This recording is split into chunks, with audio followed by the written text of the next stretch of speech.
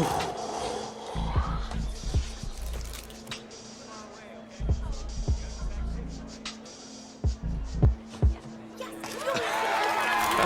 wow, man. Wow. So the decision is made. Tell us, when it came down to it, what led to this choice? Well, there's been a lot of elite talent that have walked those halls, and I'd love to add my name to that storied list. Plus, the opportunity to play for a legend like Coach Miller is too much of a draw. Yeah, he's a guy that's had a ton of success with the school, and I think there's a lot I can learn from him. All right. All right, Tommy. What you got for us?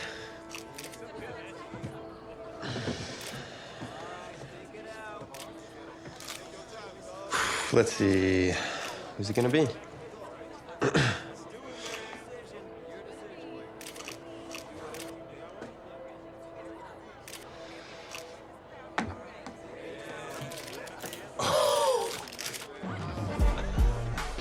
Whoa, Tommy, same question. Well, isn't it obvious?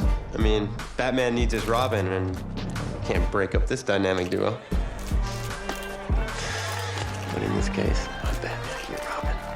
I never said I wouldn't try to win back my own position for that.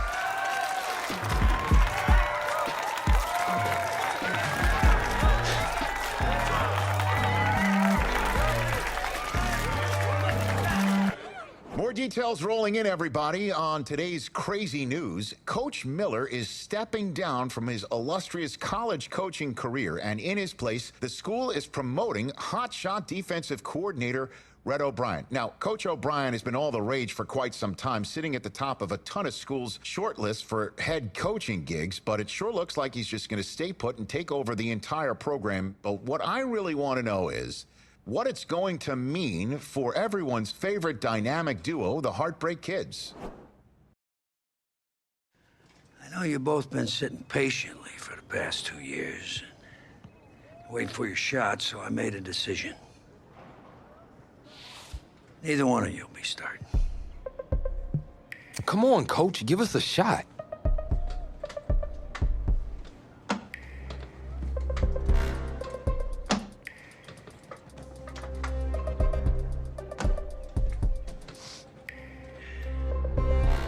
How many of those do you guys have?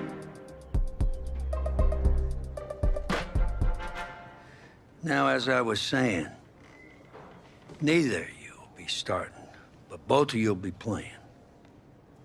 Coach, I'm sorry, but I'm not switching positions. I'm not asking you to switch positions. You both get reps at QB. This is a defense-first team now, so I don't need your Heartbreak Kids nonsense. All I need is for one of you to manage things and make sure the offense doesn't give the game away, because my defense certainly won't. Understand? But you've seen what we did in high school. I don't care what the Heartbreak Kids did 2 years ago, son. I'm more concerned what you can do now in college and winning a lot more at ease. So I'm gonna rotate you guys. I'm gonna stick with the hot hand until I see what I can get out of one of you. And you'll start the first half. If you do well enough, you'll stay in. If not, we'll see what Tommy's got. Coach, you can't be serious. You two are competitors, right? Well, that's how you're gonna have to approach this, as a competition. Now go on, get out of here.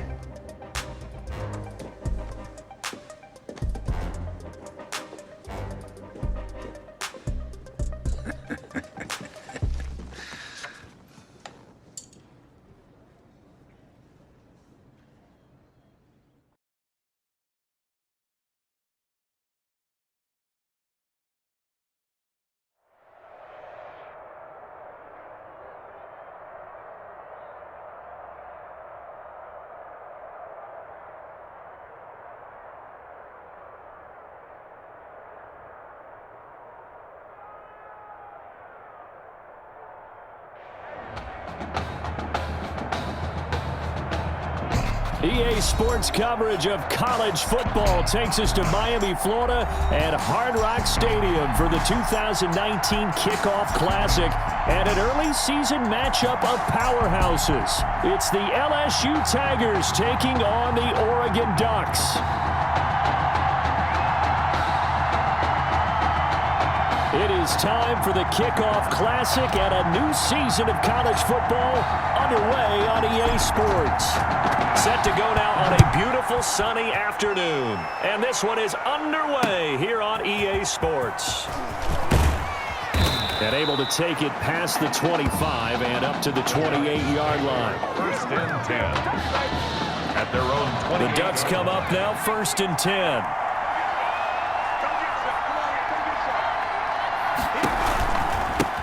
They start out with a run by Ferguson. And he gets this up across the 35 before he's out of bounds. It'll be a pickup of 10 yards. And that'll make it second and a foot or so. Second and inches at the 38-yard line. Here's Ferguson.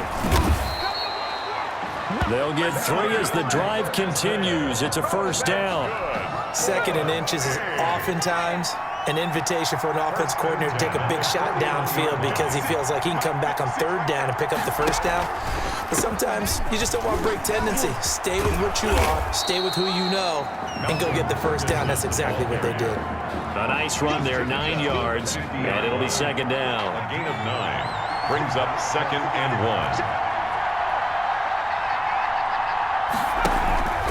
1. They'll run with Ferguson.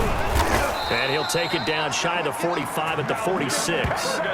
4 yards the pickup, first down. Hey. First and 10 at the 46-yard line.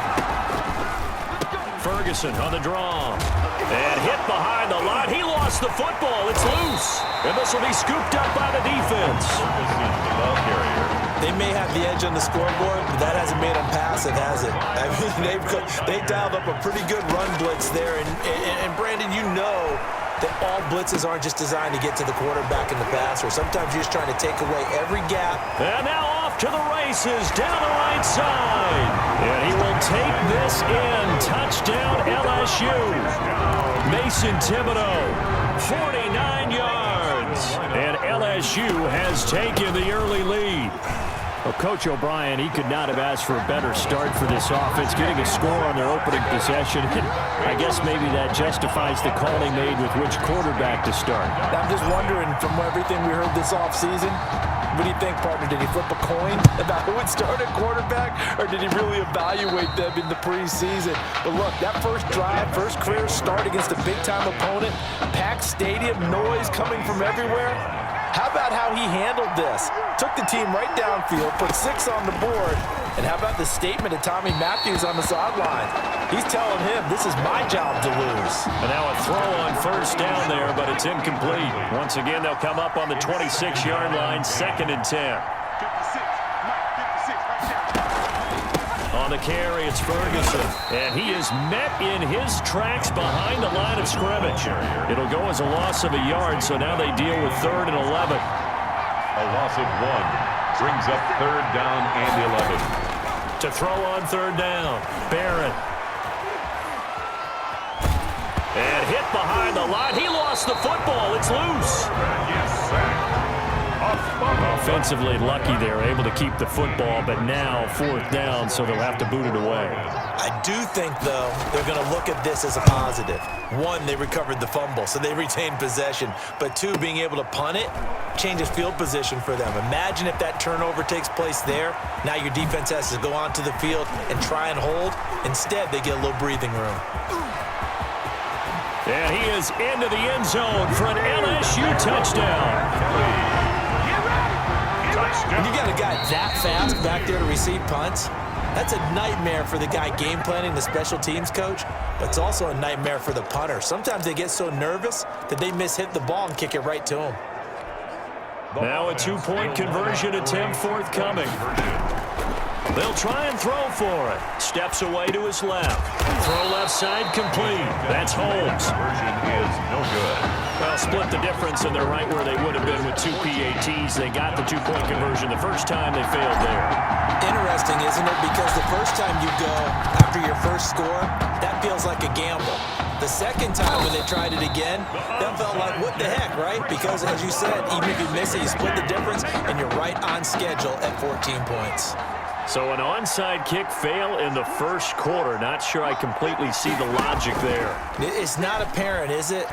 You almost have to go deeper, I think, and maybe if we try and work along with them and speculate a little bit here, they must feel like they need to steal possessions in this game, and maybe they don't match up possession for possession with the opposite team.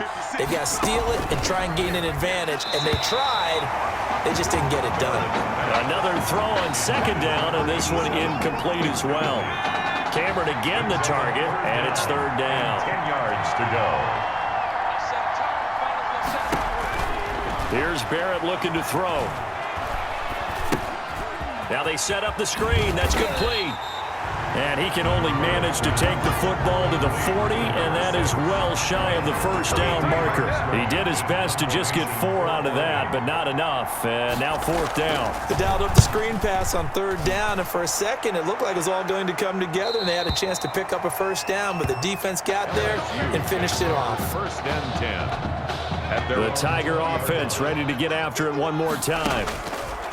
They'll try and start this drive in the air. They've got things going their way early. 14-0 lead and the football. First and 10. And incomplete there, almost picked off. That's one you maybe expect your roaming free safety to come up with. But it's second down. Now this one complete downfield on the left side. 20! Fighting to stay up. And he will take this in. Touchdown LSU. A big play there. An 80-yard touchdown. And LSU adds on to their advantage. Boy, these guys are off to the races, Charles. 20-0 already, extra point pending. Yeah, you always hear that term. They just boat race someone. Heck, it's car race, motorcycle race, plane race, whatever you want. Right now, they are sprinting past them. After the touchdown, the LSU Tigers kick team out there to send this one away. Fielded right around the 8. And not much happening on the return as he'll get this to about the 23.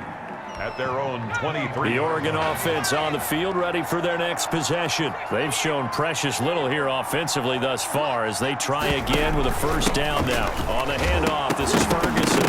And he loses the football a second time. It's going the other way.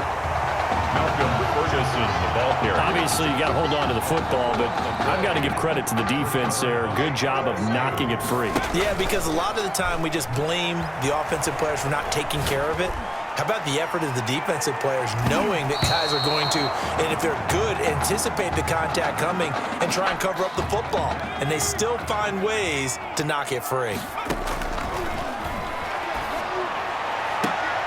And that is caught. It's an LSU touchdown. 25 yards for the touchdown. And LSU adds on to their advantage. I'll tell you what, a pretty special performance for his first ever start. Now with 3 touchdown passes. Well, that's not a bad number to get things going, is it? Because let's face it, we had our attention on him coming into this game. He's fully captivated us now. With every score, I think he's making his case to stay as the starting quarterback and not get involved in a rotation system. From the 10, now a hit and a loose football. Fumble on the play. Recovered by the Bengals. Oftentimes when we talk about piling on in any subject, it's a negative. In this case, for this team, it's a real positive. Just scored. Now they go down, knock the ball free, get it back. They got a chance to really increase their lead and put themselves in the driver's seat. On the other side, a little insult added to the injury. They're in a bad spot. On second down, here's a keeper by the QB. They certainly did a nice job improvising there, extending the play, hoping someone would come open downfield, but they never did. The chance of wasting this great starting field position, a real threat. This is 3rd and long. Going for it all. And that's going to wind up incomplete. However, we do have a flag down. Let's check in with our referee. So the pass incomplete in the end zone, but contact and pass interference. And now where does the ball get placed? At the 1 yard line. 1 yard. And that is caught. It's an